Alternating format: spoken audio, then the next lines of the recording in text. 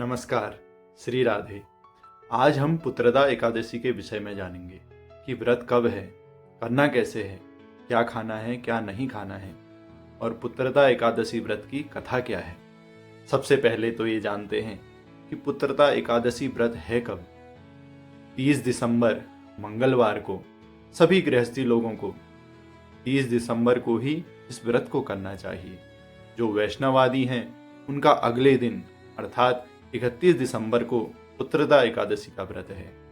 तो आइए समझते हैं कि एकादशी व्रत में क्या करना है और क्या नहीं। देखिए, एकादशी व्रत केवल भूखे रहने का नाम नहीं है, यह मन और शरीर को शुद्ध करने का व्रत है। इसे हरितोष व्रत भी कहते हैं, क्योंकि भगवान श्री हरि एकादशी व्रत से बड़े प्रसन्न होते हैं। तो मन में भगवान को प्रसन्न करने का संकल्प लेकर ही यह व्रत करना चाहिए। 10वीं से ही तैयारी शुरू कर देनी चाहिए। तो विधि और निषेध क्या है? बोले क्या क्या खाना है, क्या नहीं खाना है। बोले कांसे के बर्तन में भोजन नहीं करना है, मसूर की दाल नहीं खानी है, और जिन बर्तनों में मांस बनाया जाता हो, नॉनवेज बनाया जाता हो, ऐसे बर्तन को काम में नहीं लेना चाहिए।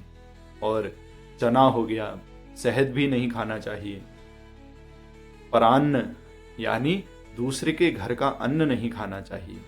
याद रखें, दिन में 2 बार भोजन करना भी वर्जित है, दूसरी बार भोजन नहीं करना चाहिए। पुत्रदा एकादशी को आपने एक बार ही, जब ज्यादा भूख लगे तो केवल दूध, फल, आलू आदि का ही भोग लगाकर ग्रहण करना है। कोई तो जो केवल भक्ति प्राप्त करना चाहते हैं, ऐसे भक्त सभी एकादशी में निर्जला व्रत करते हैं। भागवत में वर्णन आता है कि नंद बाबा तो एकादश्याम निराहारः समभ्यर्च जनार्दन। एकादशी को निराहार रहकर भगवान का भजन करते थे, परंतु ये आपकी सामर्थ्य पर निर्भर करता है। इसीलिए शरीर के संचालन के लिए थोड़ा सा फलाहार करना चाहिए, ना कि फलाहार के नाम पर हम फलाहार कर लें। और सबसे महत्वपूर्ण बात है, एकादशी के दिन फोन का मोह छोड़ देना चाहिए, जो आजकल के जमाने की सबसे बड़ी चिंता है। फोन को काम के अनुसार चलाकर रख देना चाहिए। कोई तो व्रत के दिन दिन भर या तो फोन में लगे रहते हैं या गेम खेलते हैं। फोन से दूरी बनाकर भगवान से नजदीकी बढ़ानी चाहिए। निंदा नहीं करनी चाहिए, अर्थात किसी की चुगली करना, किसी की बात करना।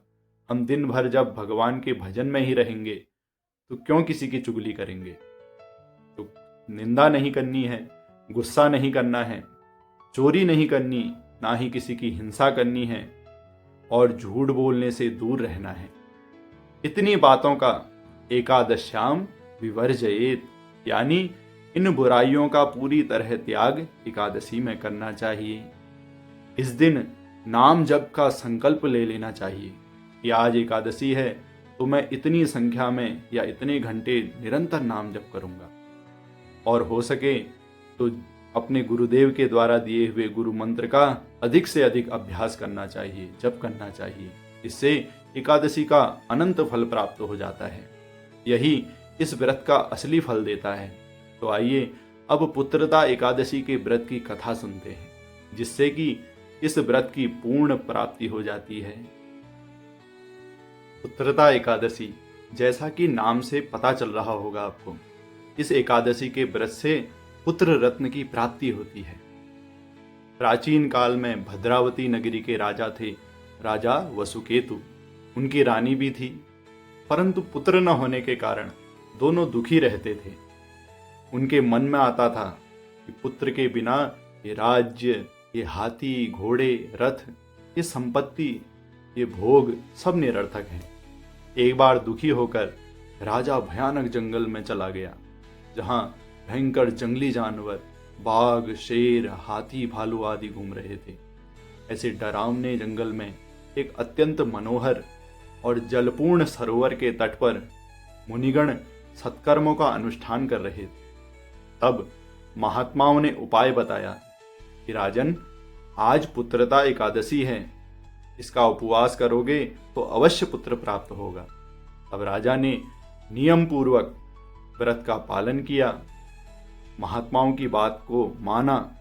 यही सबसे बड़ी आज्ञा होती है, यही सबसे बड़ी निष्ठा होती है कि हम महात्माओं के वचनों को उसी रूप में माने, अपना दिमाग न लगाएं।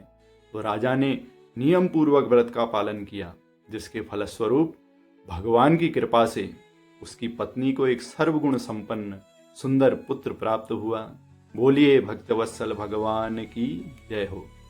तो इस प्रकार हमने आज पुत्रदा एकादशी के विषय में विस्तार पूर्वक जाना और इसके विधि निषेध के बारे में भी जाना।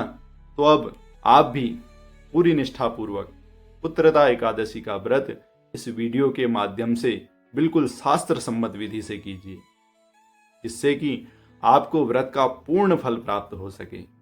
और यह जानकारी अच्छी लगी तो अपने संबंधियों और शुभ चिंतकों को अवश्य भेजिए, और साथ ही इसी प्रकार की शास्त्र सम्मत जानकारी के लिए हमारे चैनल वैदिक मित्र से जुड़ें और अपना जीवन आनंदमय बनाएं।